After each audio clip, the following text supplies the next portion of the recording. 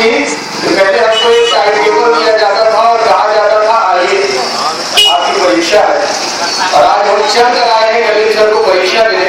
ये हमारे गुरु है, हमारे शिक्षक है, इन्होंने न केवल हमको शिक्षा दी बल्कि जीवन के मूल्यों से भी उतारा। साथियों, किसी भी देश का सबसे बड़ा त्योहार, किसी भी देश का सबसे बड़ा पर्व, किसी भी देश का सबसे बड़ा फेस्टिवल होता है उस देश का आम चुनाव, यानी वो चुनाव जब उस देश का मुखिया, उस देश का शासक, उस देश का राजा चुना जाता है। ऐसा ऐसा ऐसा पर्व, ऐसा त्योहार जिसमें सारे लोग, सभी लोगों को अधिकार होता है कि वो जाए और अपने द्वारा दिए गए मत से अपना शासक चुने। और साथियों, ये आपको बताने की आवश्यकता नहीं है कि सर 1947 के पहले हमको ये अधिकार मिला हुआ नहीं था कि हम अपना शासन चुने। 1947 के पहले इस देश में अंग्रेजों का शासन हुआ करता था, और अंग्रेजों के शासन के वक्त इस देश में आपको बोलने की स्वतंत्रता नहीं थी। आप खड़े होकर के किसी चौक में इस तरीके से माइक लगा करके किसी भी प्रकार के अपने विचार नहीं कर सकते। आपको बिना सरकार की परमिशन के कोई भी काम करने का आदेश नहीं था। अरे हद तो ये है कि अगर आप अपने देश की कोई बात बताना चाहते थे, अपनी किसी मूलभूत सुविधा की मांग करना चाहते थे, वो भी अधिकार आपको नहीं था, किसी भी प्रकार का अधिकार आपको नहीं था। और ऐसे समय में सन 1942 में महात्मा गांधी ने एक आह्वान किया, और वो आह्वान था अंग्रेजों भारत छोड़ो।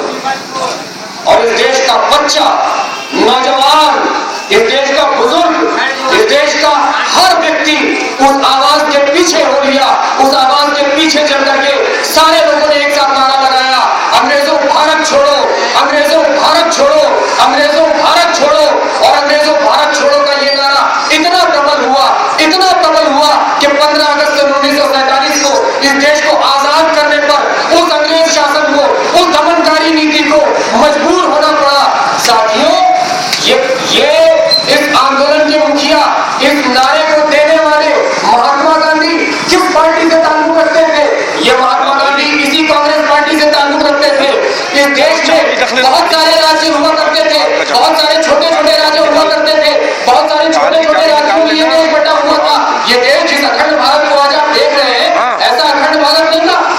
इस अखंड भारत को एक बनाने के लिए तो इसी कांग्रेस पार्टी ने उन सारे राज्यों को एक साथ समाहित किया और इस देश को अखंड भारत बनाया। ये बताने की आवश्यकता नहीं है, जो लोग इतिहास पढ़े हुए हैं, जो लोग इतिहास को जानते हैं, पुर्तगालियों के निवेश से गोवा को आजाद करवाकर भारत में किसने शामिल किया? इसी कांग्रेस पार्टी ने शामिल किया। हैदराबाद को निजाम के शासन से मुक्त करवा करके भारत में किसने शामिल किया? इसी कांग्रेस पार्टी ने शामिल किया। जम्मू और कश्मीर को राजा हरि सिंह से समझौते के तहत इस भारत देश में किसने शामिल किया? इसी कांग्रेस पार्टी ने शामिल किया। साथियों, एक इतिहास है इस कांग्रेस पार्टी का। जब जब इस देश को बलिदान की आवश्यकता हुई है, जब जब इस देश को खून की आवश्यकता हुई है, जब जब इस देश के आम जनता के साथ छलावा हुआ है, जब जब इस देश की जनता के साथ विश्वासघात हुआ है, तो यही कांग्रेस पार्टी कभी चंद्रशेखर आजाद के रूप में, कभी भगत सिंह के रूप में, कभी महात्मा गांधी के रूप में, कभी मौलाना अबुल कलाम आजाद के रूप में, कभी सरदार वल्लभ भाई पटेल के रूप में आपके सामने आई और इस पार्टी ने अपने न केवल अपने बलिदान दिए। साथियों, महात्मा गांधी की उस घटना को याद करिए। महात्मा गांधी का कसूर क्या था? क्या इस देश को आजाद करवाना कसूर था? क्या आपको ये बोलने की स्वतंत्रता देना, आपको वोट देने का अधिकार देना, आपको अपना शासक स्वयं चुनने का अधिकार देना, ये महात्मा गांधी का कसूर था? नहीं साथियों, उस व्यक्ति का क्या ये कसूर था कि वो विभाजन की पीड़ा को समझते थे, परिवार के बंटवारे की पीड़ा को समझते थे? उस महात्मा गांधी ने केवल यही सोचा था कि हमारे देश के लोग दो भागों में विभक्त नहीं होना चाहिए, ये देश एक होना चाहिए। और इस देश को एक करने के लिए, इस देश के भाईचारे के लिए प्रार्थना सभा में जा रहे थे। तब क्या किया? किसने किया? यही राष्ट्रीय स्वयंसेवक संघ, जिसका मुखौटा कभी जनसंघ हो जाती है, यही राष्ट्रीय स्वयंसेवक संघ जिसका मुखौटा कभी जनता पार्टी हो जाती है, यही राष्ट्रीय स्वयंसेवक संघ जिसका मुखौटा कभी भारतीय जनता पार्टी हो जाती है। इसी का एक सिपाही, इसी का एक देश का गद्दार नाथूराम गोडसे ने सरेआम करके महात्मा गांधी के सीने को छलनी कर दिया। साथियों,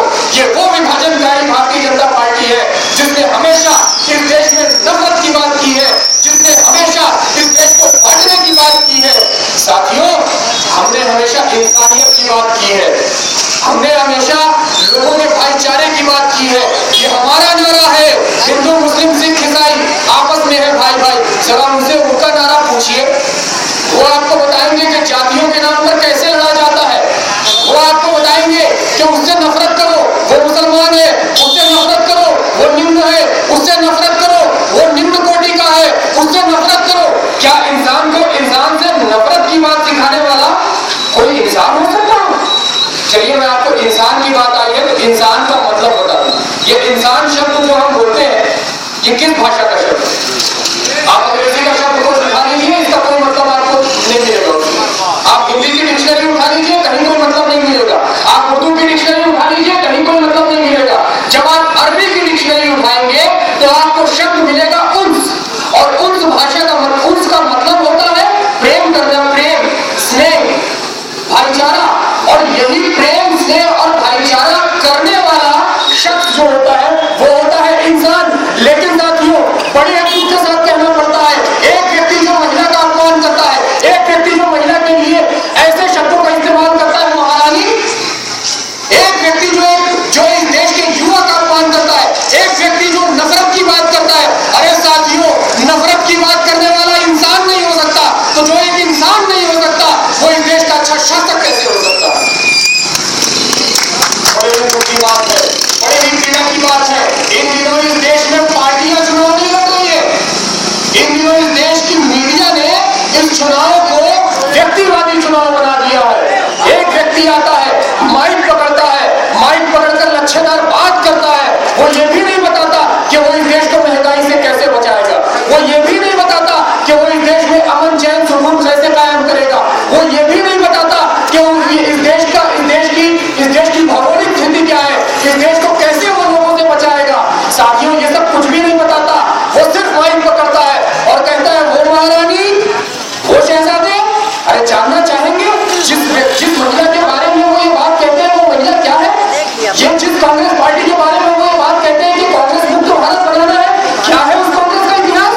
इस कांग्रेस का इतिहास ये है साथियों, वर्तमान अध्यक्षा श्रीमती सोनिया गांधी जो इस पार्टी की है, उस सोनिया गांधी, उस महिला के दिल को देखिए, उस महिला के दिल की पीड़ा को देखिए। उस महिला की गोद में उसकी सास श्रीमती इंदिरा गांधी के सीने को छलनी किया गया, तो उस महिला की गोद में उस महिला ने अपना दम तोड़ा। साथियों उसकी पीड़ा समझिए, जिस महिला की भरी जवानी में जिस महिला के पति की हत्या कर दी गई, किसके लिए ये हत्या होगी? इंदिरा गांधी अपने घर के कारणों से नहीं मारी गई, राजीव गांधी अपने घर का काम करते हुए नहीं मारे गए। ये राजीव गांधी और इंदिरा गांधी की हत्या इन्हीं नफरत फैलाने वाले लोगों ने की, नफरत की बात करने वाले लोगों ने की। साथियों उस महिला की पीड़ा सोचिए, जिन बच्चों के बारे में, जिस राहुल गांधी के बारे में, जिस प्रियंका गांधी के बारे में अनर्गल बातें आज की जा रही है। साथियों मैं ललकार कर पूछना चाहूंगा उनसे कि बताएं जरा, एक महिला जिसका पति भरी जवानी में शहीद कर दिया गया हो, एक महिला जिसकी सास ने उसकी गोद में दम तोड़ा हो, उस महिला का एकलौता बेटा राहुल गांधी, जरा उस महिला की पीड़ा को सोचिए। उस महिला के दोनों बच्चों को उसके पति की हत्या के बाद घर में कैद कर दिया गया, स्कूल जाने से रोक दिया गया, बावजूद उसके उस महिला ने क्या किया? उस महिला ने कहा बेटा राहुल, तुम्हारा काम इस देश को छोड़ना है, तुम्हारा काम इस देश की सेवा करना है, जो तुम्हारी दादी ने, जो तुम्हारे परदादा ने, जो तुम्हारे पिता ने किया। ये बलिदान की पार्टी कांग्रेस पार्टी है। इस बलिदान की पार्टी जब इस देश को बलिदान की आवश्यकता हुई तो कभी महात्मा गांधी के रूप में, कभी राजीव गांधी के रूप में, कभी इंदिरा गांधी के रूप में कांग्रेस ने ऐसे महापुरुषों को दिया।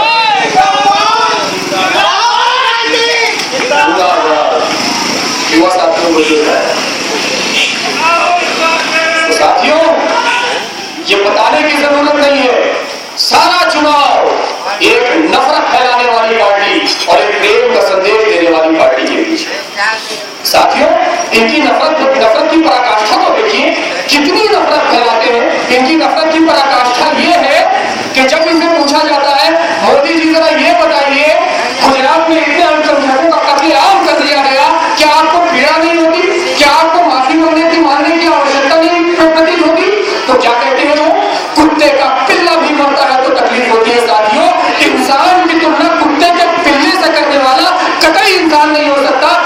इंसान नहीं हो सकता तो हमारा अच्छा शासक तो कतई नहीं हो सकता। और शायद इन्हीं परिस्थितियों के लिए अल्लामा इकबाल ने ये शेर कहा था, वतन की फिक्र करना था, मुसीबत आने वाली है, तेरी बर्बादी के मशवरे भी न मिलेंगे आसमानों में, और न समझोगे तो लुट जाओगे हिंदुस्तान वालों, तुम्हारी दास्तां भी न मिलेगी दास्तानों में, तुम्हारी दास्तां भी न मिलेगी दास्तानों में। और अगर मेरी बात आपके समझ में आ गई हो, कान के रास्ते से होकर दिल में उतर गई हो, असर कर गई हो, तो ये असर साथियों अपने घर से इस देश के सबसे बड़े त्योहार में 24 तारीख को निकलकर मतदान केंद्र में जाकर अपने वोट के जरिए जवाब देकर जरूर बताएं कि हम प्रेम की बात करने वाली पार्टी के साथ हैं, इस देश के विभिन्न संप्रदाय, विभिन्न लोगों को छोड़कर रखने वाली पार्टी के साथ है, न कि तोड़ने की बात करने वाले लोगों के साथ है, न कि नफरत की बात करने वाले लोगों के साथ है। आपसे यही अनुरोध करने के लिए हम लोग यहाँ आए हैं कि श्रीमती करुणा शुक्ला जो जिनके हृदय में स्वयं करुणा है, जो महिलाओं के सम्मान की बात करती है, जो युवाओं के सम्मान की बात करती है, वो कांग्रेस पार्टी जो इस देश को छोड़ने की बात करती है, इस पार्टी के पक्ष में 24 तारीख को निकलकर पंजा छाप में मोहर लगाकर प्रचंड मतों से इस देश की